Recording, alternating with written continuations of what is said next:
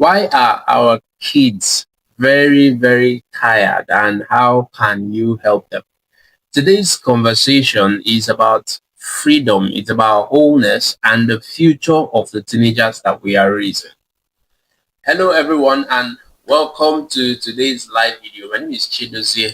In case you're meeting me for the first time, and whether you're watching us on Facebook or YouTube, you're welcome. Thank you very much for joining me. And if you are catching a replay gang, also I salute you. Please drop a comment and let me know that you're catching a replay. If you're here live, let me know from where you are joining me. So whether you're a parent, teacher, or maybe you're a coach, or you just care about teenagers, the next generation, young people, thank you for listening and thank you for even caring at all. The subject or what I just mentioned as our conversation for today is something I think is very urgent, and it is reshaping the childhood of our young people in ways that we have not even begun to understand, because I think that we have created a generation, or we are raising a generation of young people who are always busy, always occupied, very tired, deeply overwhelmed, if you ask me. And I'm not just talking about physical tiredness, I'm not just talking about exhaustion physically, I'm talking about young people who are tired in their soul, tired in their imagination, tired on a deeper level than just physical tiredness. And maybe I should begin with a few questions which I wanted to help us look at in this session. What happened to play in childhood? What happened to recreation? When you were a child, when you were young, what was your afternoon like after school? When you came from school after the day, at the end of the day, what was your afternoon and the rest of the day like for you? Because I have always said on this channel that I grew up, I went to school in those days when school closed by 2 p.m. And if you had any extra thing to do in school, it didn't last beyond 3 or 4 p.m. at the max. But school officially dismissed at 2, and you could go home by 2 p.m. You could go home from school, grab a snack, take away your shoes, your uniform, and then run outside to go and play. You have time to play a full 90 minutes football session in the afternoon or in the evening. You could take siesta. You could do a whole lot after school as a young person.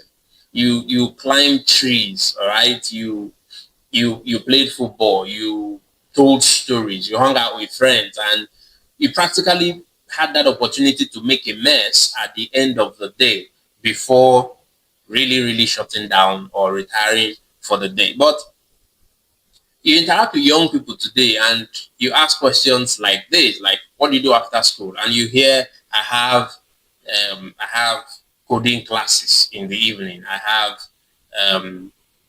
first of all, school closes by 4 p.m. anyways.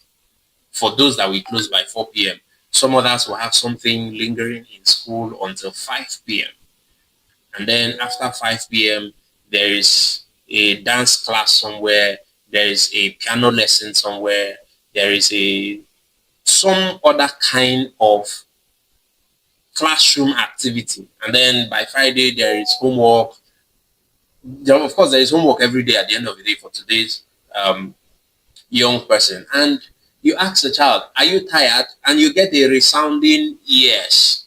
More like, of course, I am tired. And the problem is that over time, childhood is disappearing. In fact, I read a document that was saying that for the first time in human history, apart from when we had slavery and child labor, there has never been any other time when children have lost their freedom. We have taken away freedom from the lives of young people. Unintentionally, what we have done is to raise a generation that is always doing something, but rarely becoming anything. They're always performing. There's always one other grade to chase. There's always one other result to pursue. There's always another certificate. There's always another thing to be done. They are always being watched, but they are rarely ever seen.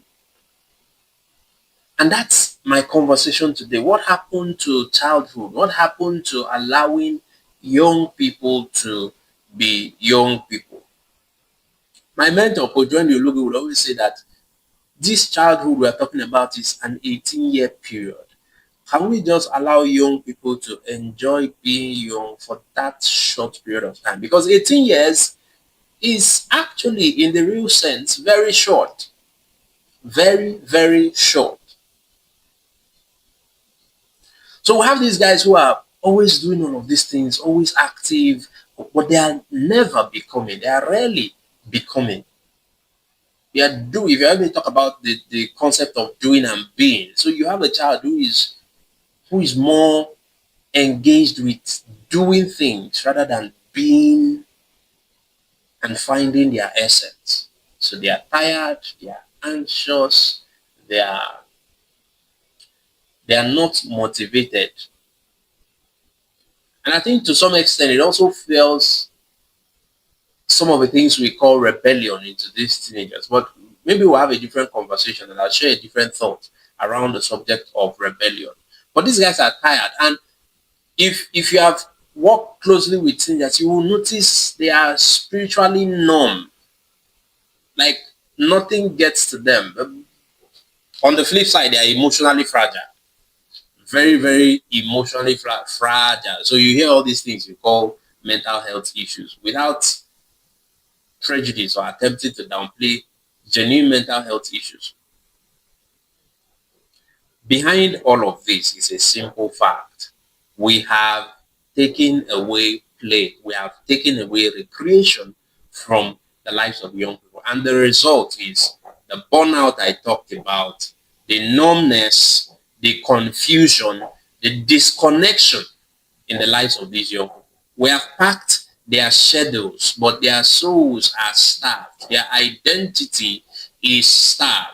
And I've had this conversation before on a separate live video. I think I was discussing about overshadowing of young people. So maybe this is even a repeat of that, but a different perspective. And like I said in the beginning, this is something that I've seen over and over again, and it's become a personal concern that every young person you come in contact with has a bit of a challenge in this direction. So for a young person, what is play and why does it matter? Why does recreation matter? To be clear, I'm not talking about play on screen. I'm not talking about screen time. I'm not talking about video games and internet and what do you call them? TikTok and Netflix. Those are not the things I'm talking about. I'm talking about unstructured play. I'm talking about unstructured play because somebody can argue, okay, when the child is going for basketball lessons or any other structured sporting activity, whether that constitutes the kind of play we're referring to. No, it doesn't. It doesn't. I'm not talking about some adult organized fun activity, adult organized sporting activity, where again there is a medal to be won and there is a checklist to be ticked off. Play and recreation is freedom for a young person. It is freedom. It is when a child is truly in control of their world. Just for that short period of time, for that moment, they explore. They have the opportunity to take risks. They create. They lead. They can imagine authentically without any fear of failure. It is in that experience that a young person becomes sort of an architect of their own reality. And Through that freedom, there's a whole lot that can be built that we cannot achieve in any classroom, not even in a coaching platform or a coaching environment. It is through that kind of play and recreation that resilience is built, because they are trying something, they are failing, and they have to try again. This is unstructured, this is among their peers. They develop empathy because in that environment, you have to negotiate with your peers at some point. When you're playing five aside and there's no coach there to assign you your team members, you're the one who have to go out to the field and negotiate with your peers who is going to play on your team. And that's how we learn empathy in real life. They learn emotional regulation, how to soothe yourself without needing a screen. Because what happens today is a young person is bored, a young person is angry, a young person is frustrated, and there is a screen that they can turn to distract them from that emotion, from that feeling, instead of sitting down with that feeling and interacting with it and developing your emotional regulation skills. On the field of natural play, none of your peers is sitting around to come and massage your ego. You have to get up and deal with your emotion and learn to roll along with your peers, with your friends. You learn to make friends, you learn to disagree, you learn to quarrel and make peace without adult intervention. So there's a whole lot of problem solving skills that is learned in that natural environment. There's a whole lot of confidence building activity that comes naturally with this kind of engagement that I'm talking about. It is not ever going to be able to be achieved in structured settings. We will have so many things that we want to do with structured environments to help them build these skills. But I'm saying that you cannot ever replace the value of natural self engagement, engaging with play, engaging with the environment, engaging with nature, engaging with your peers, engaging with different emotions on different levels, and learning to manage yourself at your own pace. You're never going to achieve that in any kind of structured environment. Play, I said it before, and maybe you should write it down in the comment section, put it down in your note. Play is the only time that a child truly controls their life, truly controls their reality. Everywhere else, in school, in at home, with their chores, in coaching environments or coaching platforms, even in church, someone else is always in charge. On the playground, the child is fully in charge of their reality and of their outcomes. And in that setting, they have no option but to learn how to engage with every of the dynamics that come with that empowerment. And so this is why, for instance, at Teen Success Academy, we don't just coach kids to perform better. Thrive Bootcamp 5.0 is coming up in August, and I will encourage you to go and register.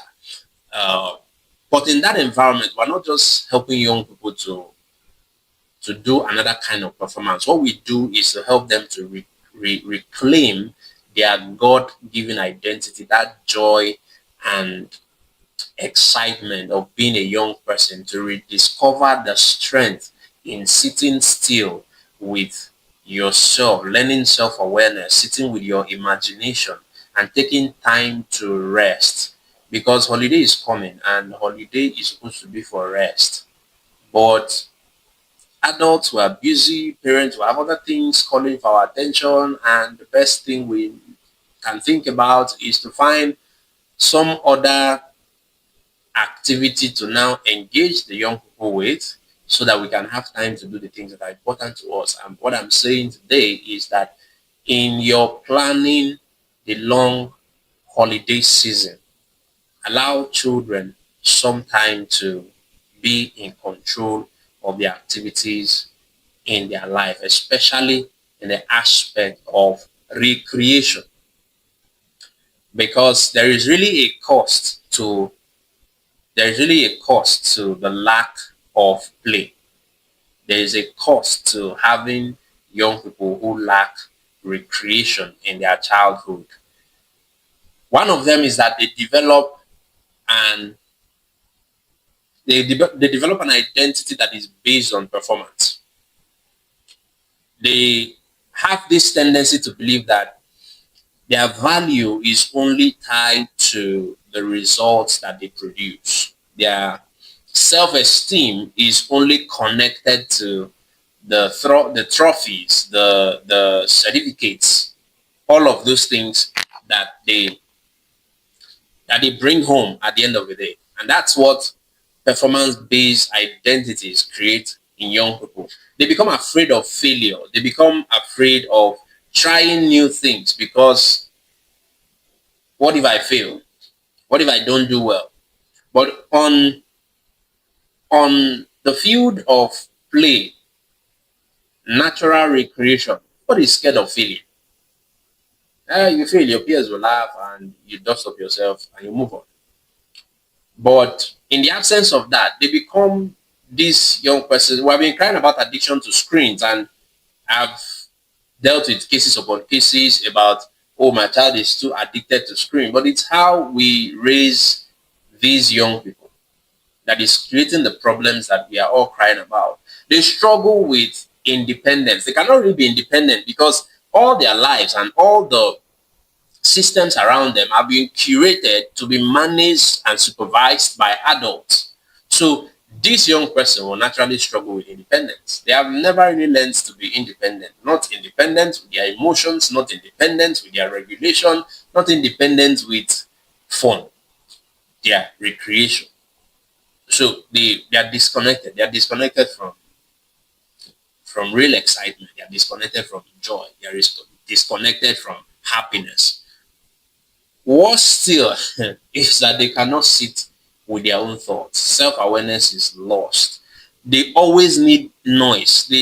I was talking to a group of teenagers over the weekend. I was saying you always need constant stimulation, some sort of external input to stimulate you, to help you escape. It looks like they are constantly on escape mode. They are looking for some reality to escape from. The truth is, when we trade play for productivity, what we produce is tired, disconnected young people who are not aware of themselves, who lose their identity, who do not know who they are. But how do we help them? How do we begin to help them reclaim this all important aspect of childhood and growing up? You don't have to cancel everything. You don't have to, you know, pull down all the structures that you have built or pull out your children from the school or or shut down everything. You get what I'm talking about.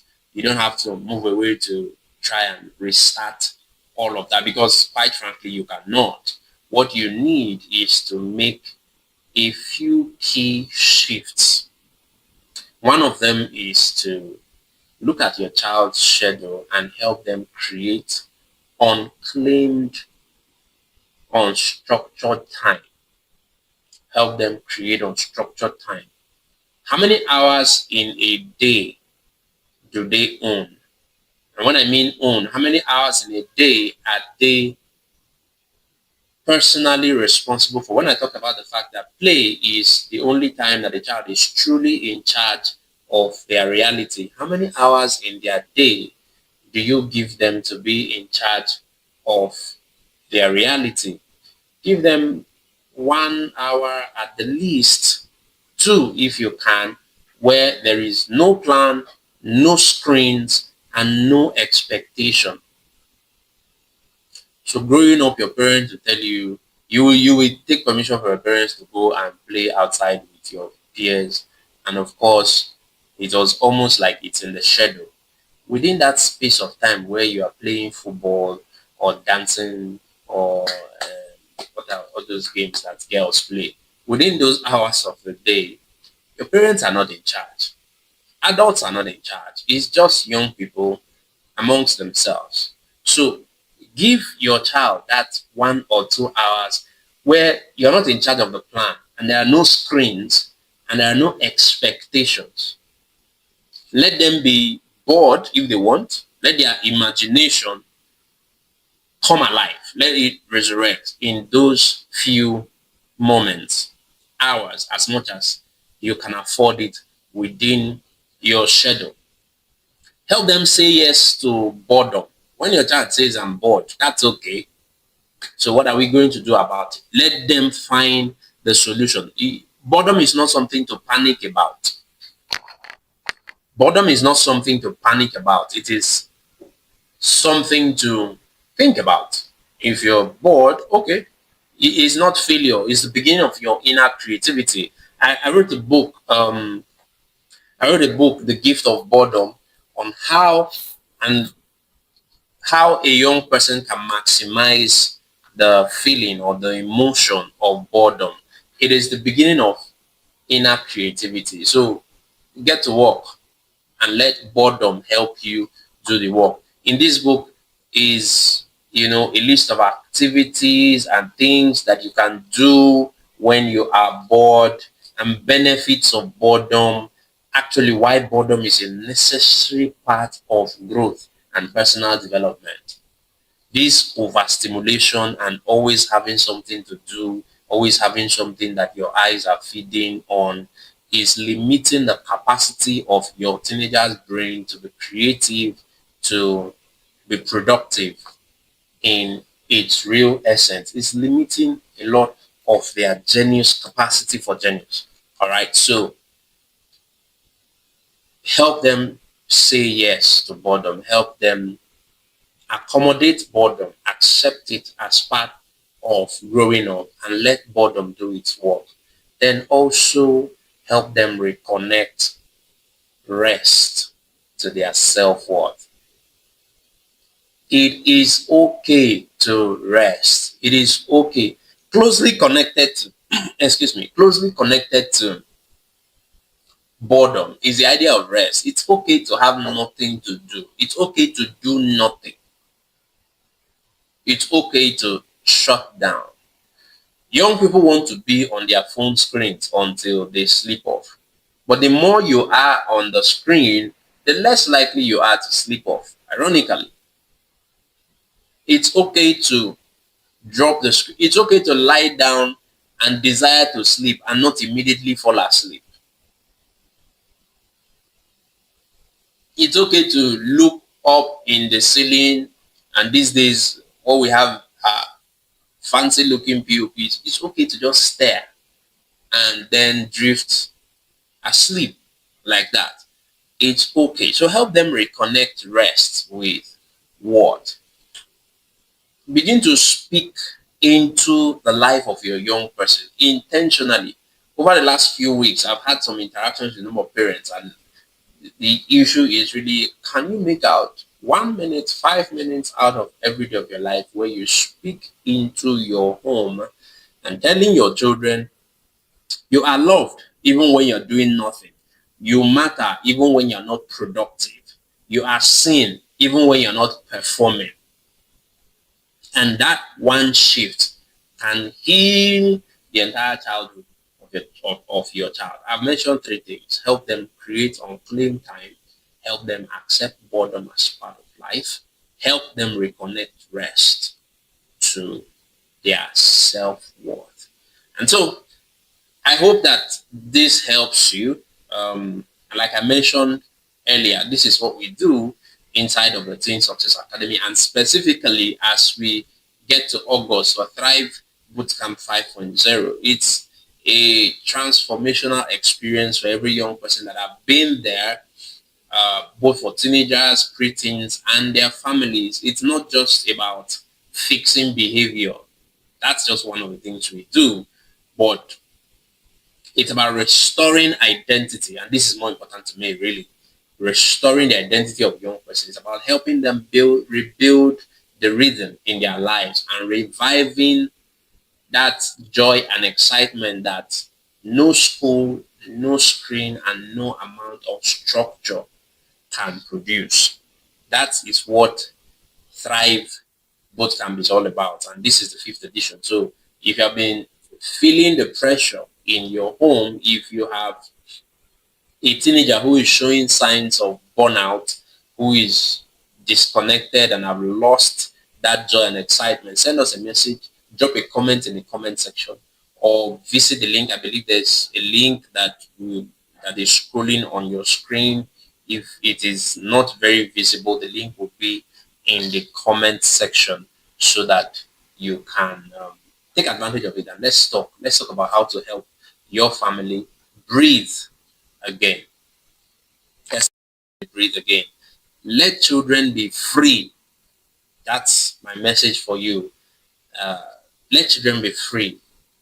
We say we want smart kids. We say we want strong children. We say we want successful young people. But maybe we need to help them become more whole, more peaceful, more joyful, more playful young people, more excited.